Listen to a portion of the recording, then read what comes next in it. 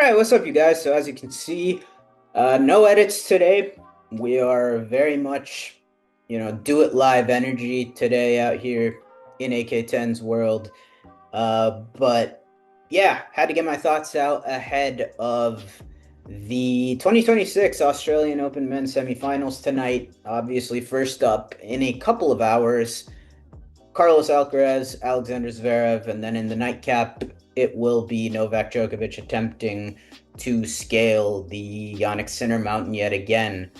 Uh, Obviously, it's been a big talking point throughout the course of this tournament, the lack of like exciting matches. Shout out Stan Wawrinka because he has definitely been the one injection of like euphoria that you feel during the Grand Slams throughout the course of this event. Those last 2-3 matches of his, especially the last two against Gia and or GA.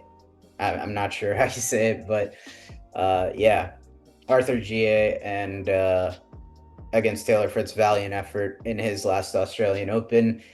Yeah, I mean, complete chalk this Australian Open in both the men's and the women's sides, and that's most of the time pretty good at the back end of these slams. It gives the most potential, the best players coming through to give us some real bangers. At the most important high leverage moments of the tournament.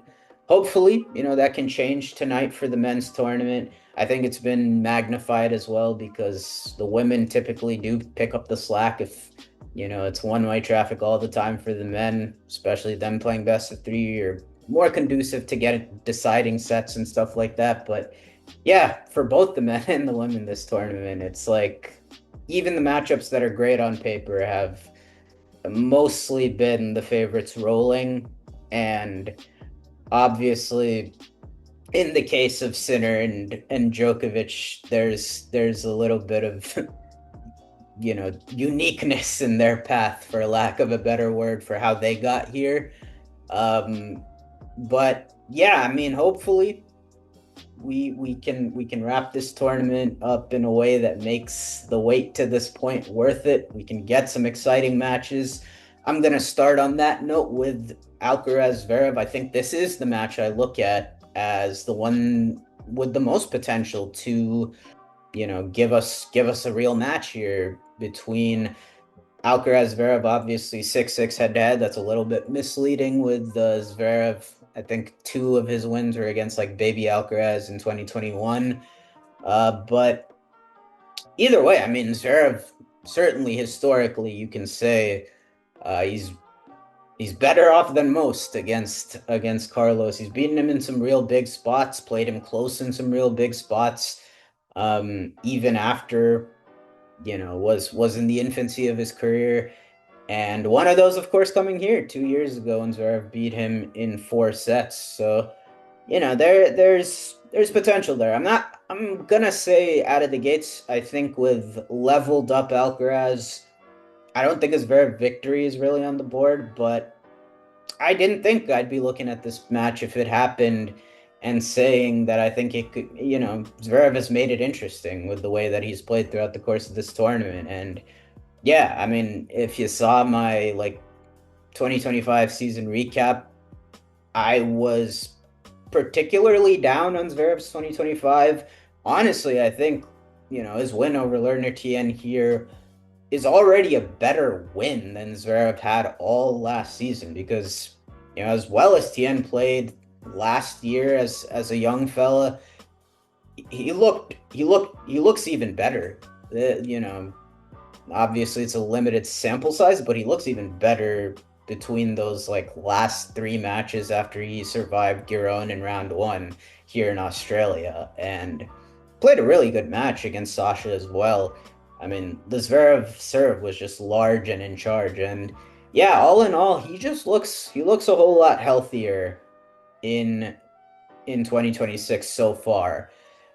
Because this looks a lot more like the Zverev we've gotten used to since he became like a consistent fixture at the business end of the slams, like circa 2020.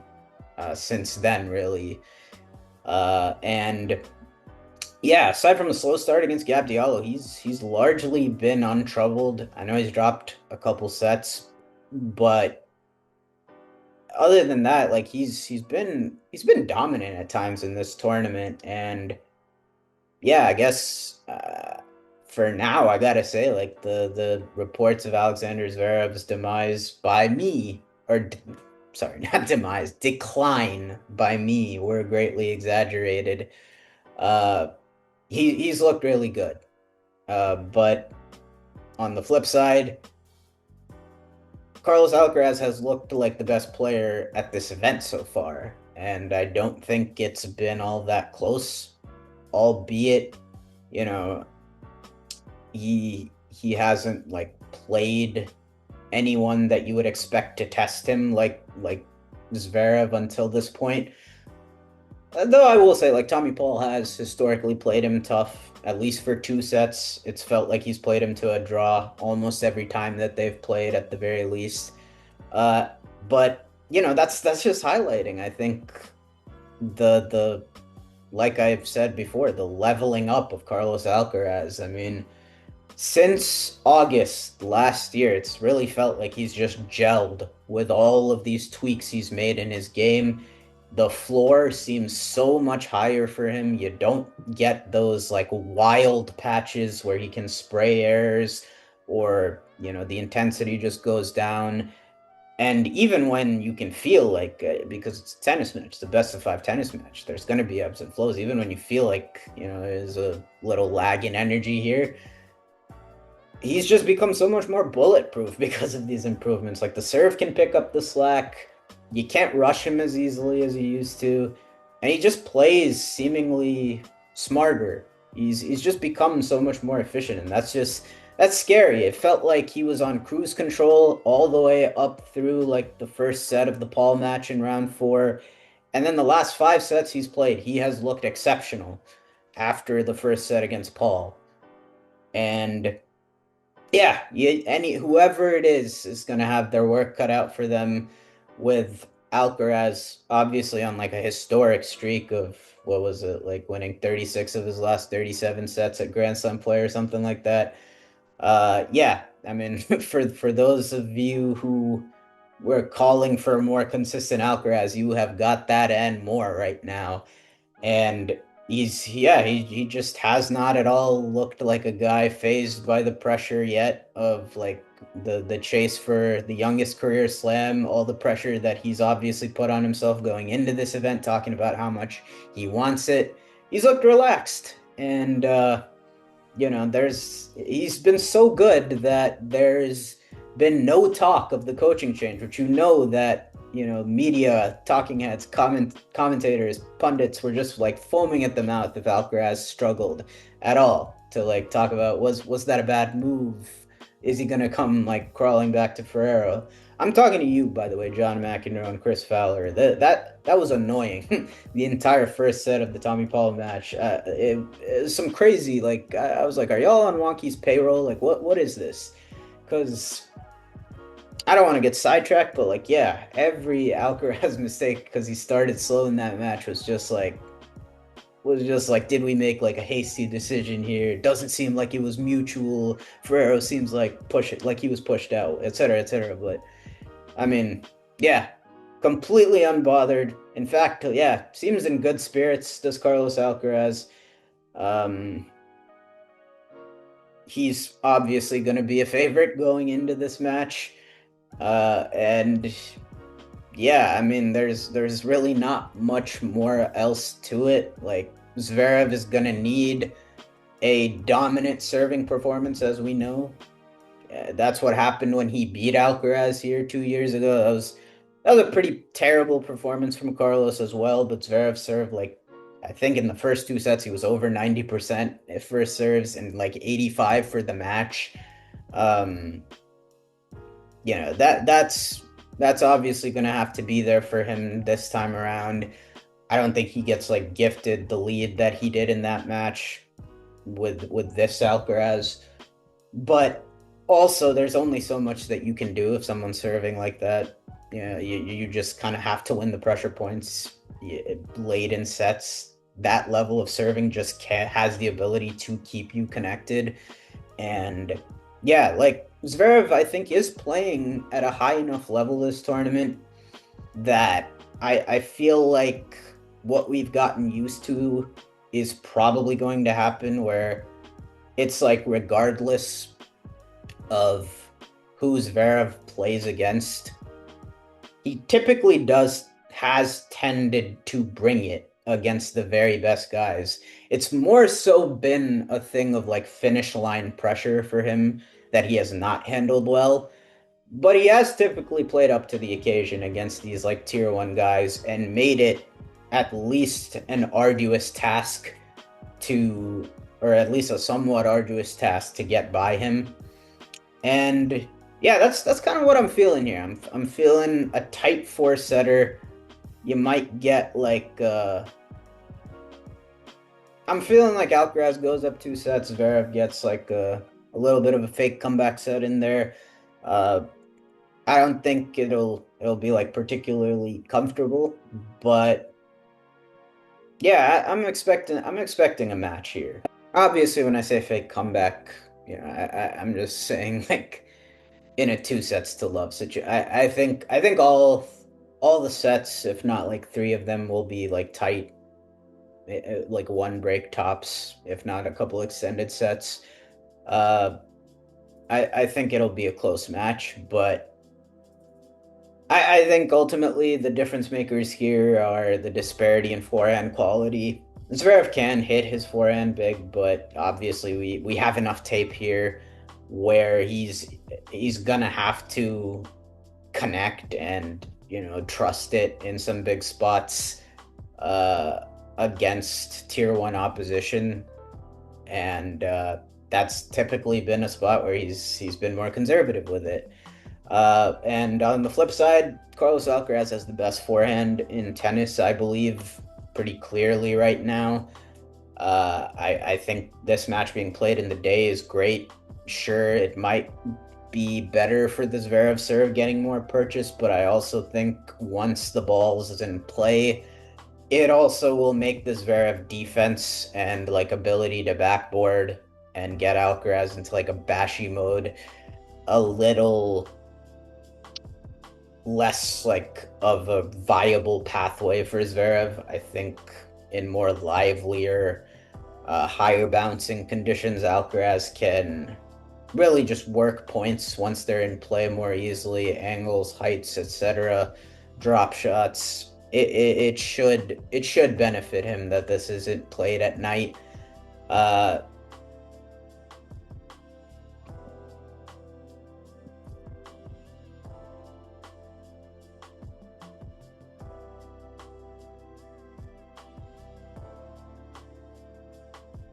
And then also, obviously, you just have the big match factor. You trust Alcaraz more in any situation, but of course, clutch pressure situations, obviously, as well. Yeah, I don't really have that much more to say. I feel like if Zverev plays, as well as he's played all tournament, he is capable of not like of actually giving a match worth watching here. I just don't think a Zverev win is really on the board. I think Alcaraz through here in a tight four, and then Sinner Djokovic. Yeah, that obviously the tide in this rivalry has for a long time. Really, this is what set Yannick Sinner off into like this world beater version of himself. Was the end of 2023, and beating Djokovic being like the ultimate badge of honor and proving this was a real run that was indicative of what was to come. Since then, it's obviously spurred on a bunch of these comparisons, the similarities between the two, particularly most striking in just how there's like seems to be nowhere to attack, and it just like seeming like there's uh no weakness there to speak of, or no really impactful weakness. But obviously, throughout the course of this tournament, the main takeaway on the center side was the highlighting of his biggest weakness. And he really does not like heat. He's still there's still a ways to go, you would think, still in his endurance. I thought like maybe we were over that with him being in good shape throughout the 5 hour plus 5.5 hours of the Roland Garros final. But yeah, I mean, since then he cramped in extreme heat in Shanghai, and here he was dangerously close. Both these guys, of course, had their run-ins with Lady Luck during the course of this tournament.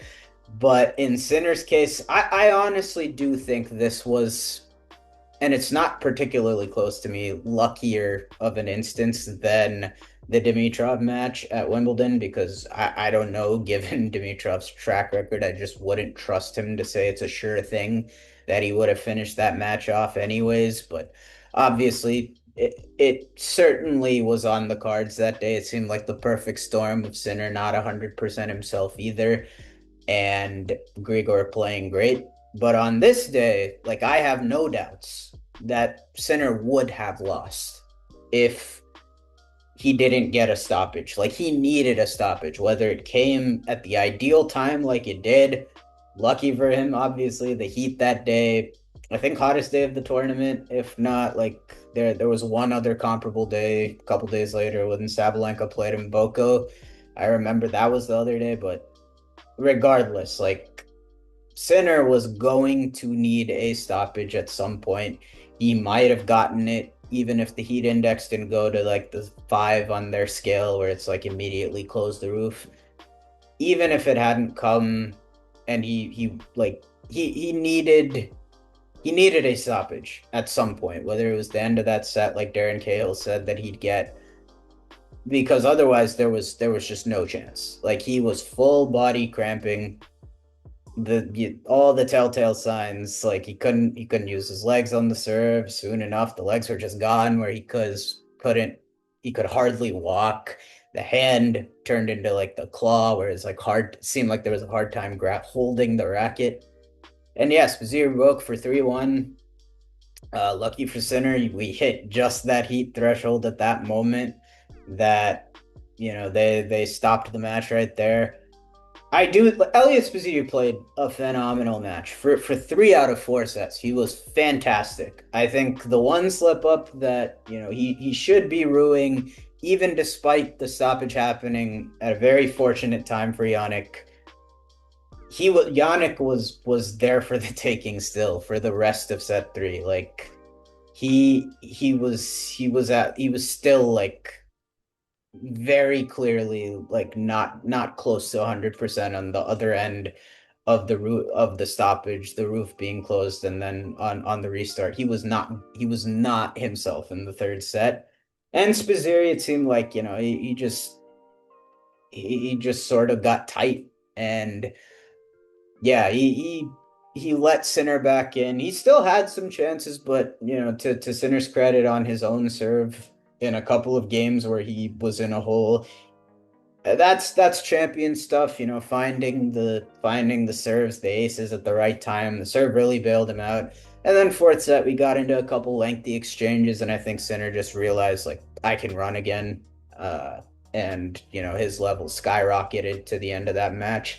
But I will say, like, I'm not particularly impressed with Sinner in the 2 matches following. Like, it was good to, get through those matches completely unscathed and without having to spend that much time on court. I will say, like, he was phenomenal. He was irresistible in the first set against Ben Shelton, and then it seemed like he just kind of cruise controlled his way to the end.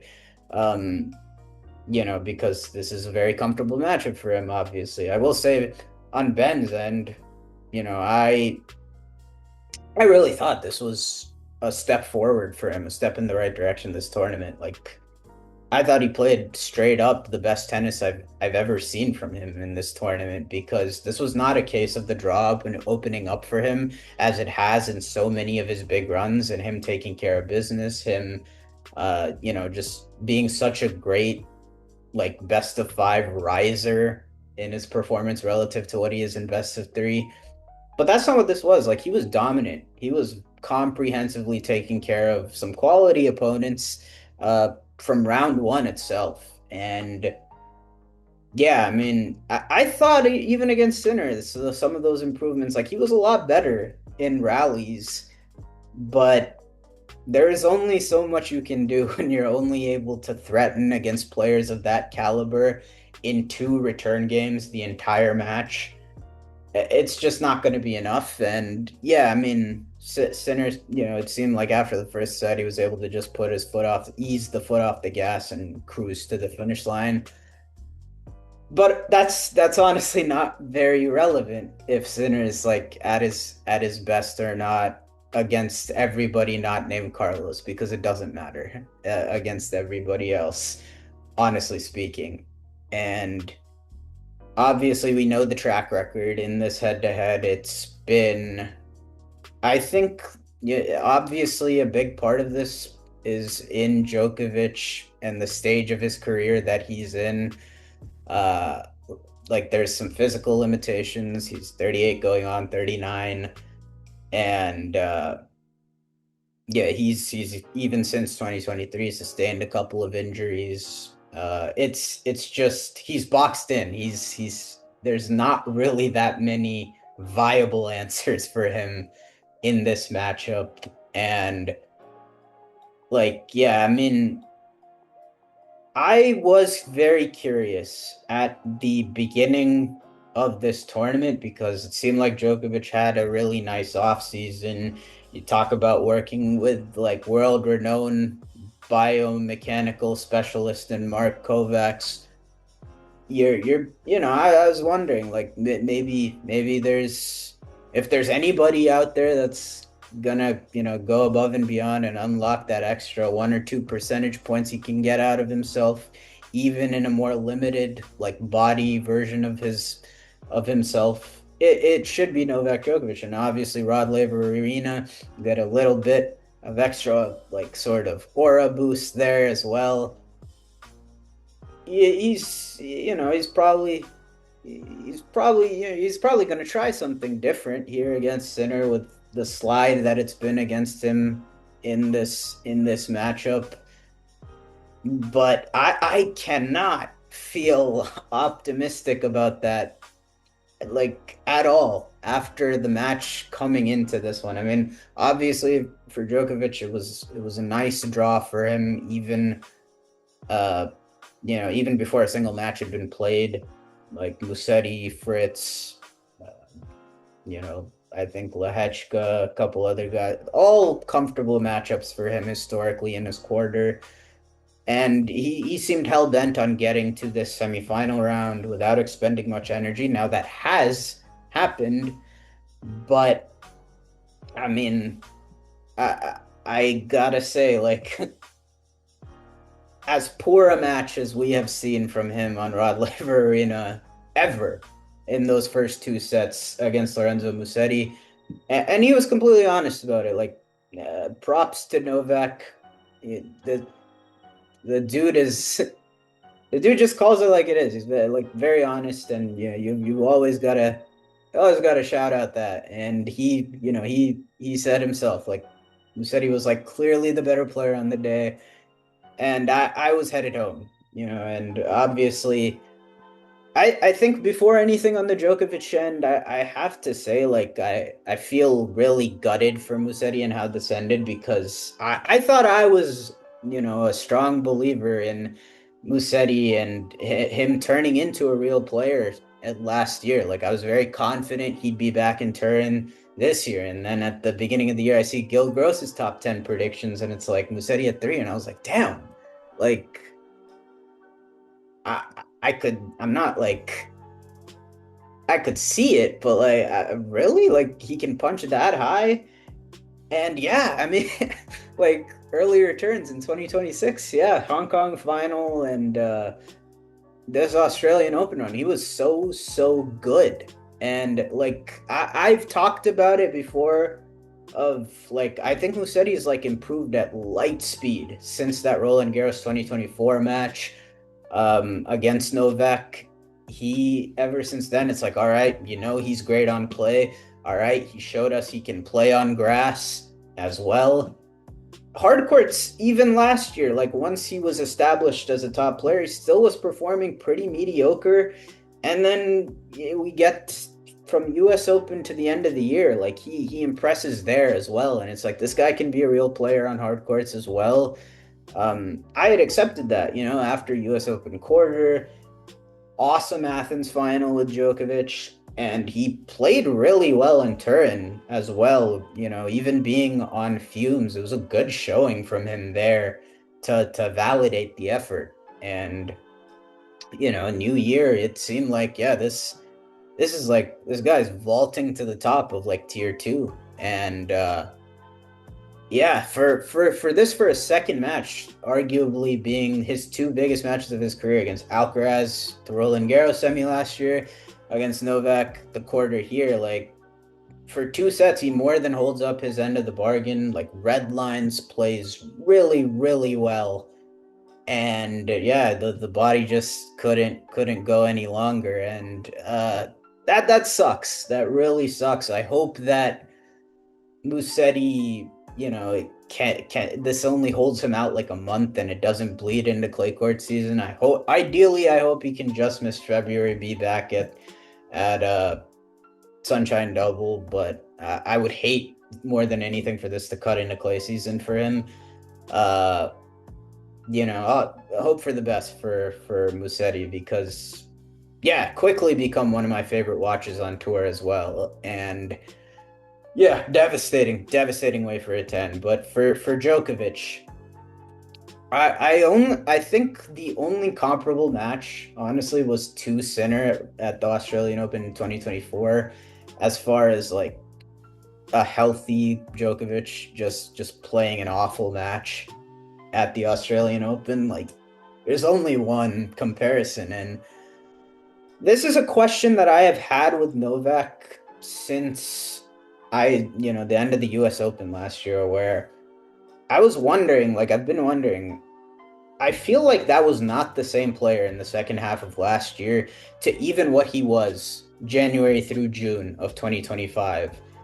And I've been wondering, is that decline or is that just a product of injuries in the second half of the year, him playing an even more limited schedule in the second half of the year, like he hardly played even relative to the first half of the year. It's harder to get rhythm that way. After that match against Musetti, I honestly lean towards the side of like I think he might just be slipping even relative to within the last year. Because did that look like anywhere near the guy that he was in January of 2025 or June of 2025? Like those are really, really great showings from the 38-year-old Djokovic at Australia and the French Open last year. And I don't know if he's capable of even that anymore because this is a third straight slam where he just physically does not look up to the task. And that happening here, not against Sinner and Alcaraz, I think is particularly concerning. I mean, Musetti, again, like he is evolved into as good a tier two player right now that we have to offer, but with all due respect, he's not Sinner, he's not Alcaraz, still a ways off of that. And Djokovic, like it looked a little panicky because he just looked like there was no interest in indulging in any type of like meat and potatoes baseline ball with Musetti. Like early on, he was spamming the net, and I think he got scared off the net because of Musetti's like world renowned like defensive lobbing. It was really, really impressive to see him just continually skying up these lobs on the run and having them land deep, if not like behind the service box, and making Djokovic retreat. So like it felt like he scared him off the net.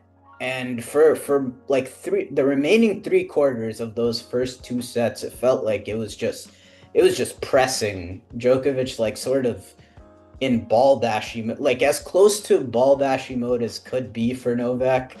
and the timing just was not there on the day at all.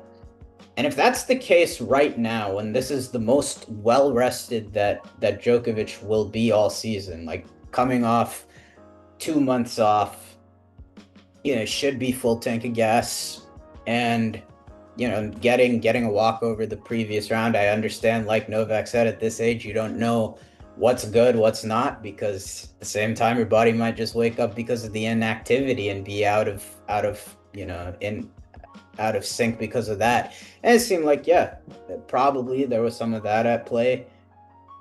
But I just can't be optimistic going into a match with Jannik Sinner off of that showing where, like, if we're so off from being physically up to the task against Musetti, like I don't know. There's probably not a pathway there for victory unless, and I understand it. This is part of the fan experience where you're like, we got this stroke of luck. Maybe it's just written. It's written in the stars that, he throws it back tonight. But I don't know anymore if he has the capacity for that type of performance in him. I my mind, honestly, the the pick is more leaning towards Sinner in three. I I will say Sinner in like a more non-competitive four, akin to what we got at the Australian Open in 2024 when they played, because it's Djokovic on Rod Laver Arena simply for that. Like, I'm sure there's a little bit of pride here. He's definitely gonna want to make a statement that, like, I'm not I'm not just at these guys' mercy. But like, even then, like, at Roland Garros last year, that was one of my favorite matches last year in the semifinals, and that in the finals, why I was so impressed with Sinner at last year's Roland Garros tournament. I thought he was, honestly, I thought that was the best he played at all four slams, even though it wasn't one of the two he won.